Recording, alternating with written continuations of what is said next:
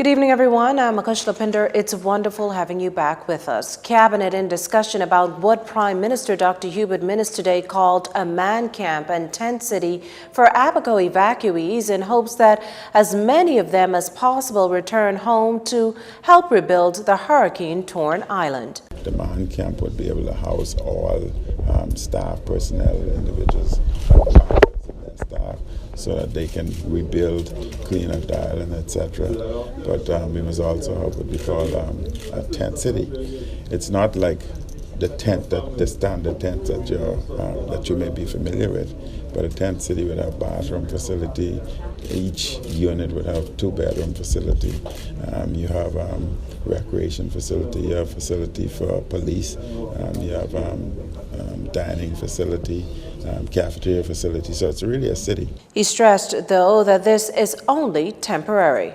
We feel that it's essential to move the individuals from New Providence back to this environment, but everything, inclusive of schooling facility, educational facility, and that can only remain for a certain length of time because after 6 months a year, those individuals will become agitated and want to move into different type of facility.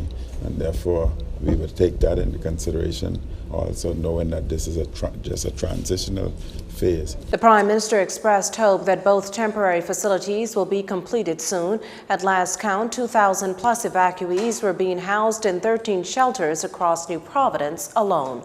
The government also has plans for unregulated communities over in Abaco. In fact, it slapped a prohibition to build order on the Mud, Pigeon Pea, Sandbank, and Farm Road areas.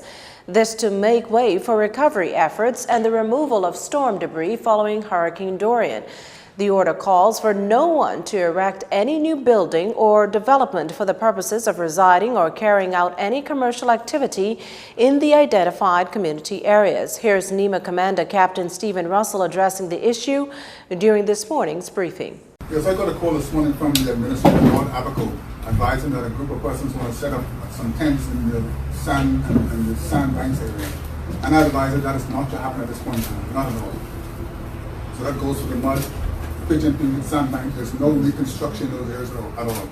If we choose to when we decide upon putting up temporary shelters, we would designate the areas where we want our temporary shelters to go for persons who are returning back to the area, and as persons who worked in the area of restoration crews. We would set up designated areas where those accommodations will be set up, because we need to tie them to a sewage system, likewise an electrical supply and water. So we have to control that. Here's the Prime Minister on the plan moving forward. Buildings on those areas were inferiorly built, and they were a setup for disaster, flooding, hurricanes, etc. And they were not built with any safety codes, and individuals' lives and health was in danger in those type facilities. We want to ensure that individuals are properly housed in proper facility, not exposed to all the elements, etc. So we're discussing the matter at Cabinet now. We think it may be appropriate to declare those areas some form of memorial site in respect for those who would have died in those particular areas. Now, the prohibition to build order is valid for 6 months, but may be extended as required. Search and rescue efforts hampered. Captain Stephen Russell noting that the main challenge, debris. You will have seen huge 20-40-foot containers spread across the whole community. Again, now, they would have gone as far as they can with the resources they had, the sniffer dogs.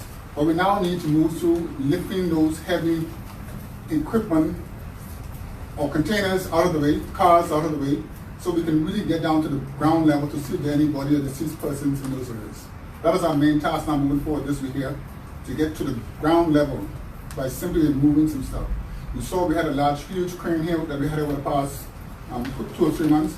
That is now in Abaco. It is actually in action, helping us to move those containers out of the way so we get to the ground level to see what may be at the ground, at the lower level. Commissioner of Police Anthony Ferguson agreed, adding that they're far from covering all of Abaco. I believe if people see any bodies, I believe they will tell us and we will respond. But I have no information of people seeing bodies, lying anywhere on Abaco and we have not responded. We are far from really covering that entire area. The island is vast. I don't know if you was there, but it's not something that will happen overnight, and we will continue to do our best. On my way here, I got some information which I'm comfortable with, but as soon as that process is done, then I'll be in a position to make some comments. I don't have the luxury of speculating, and so I would not do something like that. Meantime, U.S. and Canadian rescue teams with cadaver dogs are also on the ground looking for the missing or dead. They've been working on a grid system ensuring they cover as much of Abaco as possible. You're watching JCN News. Stay with us. This segment of the news was brought to you by Alive.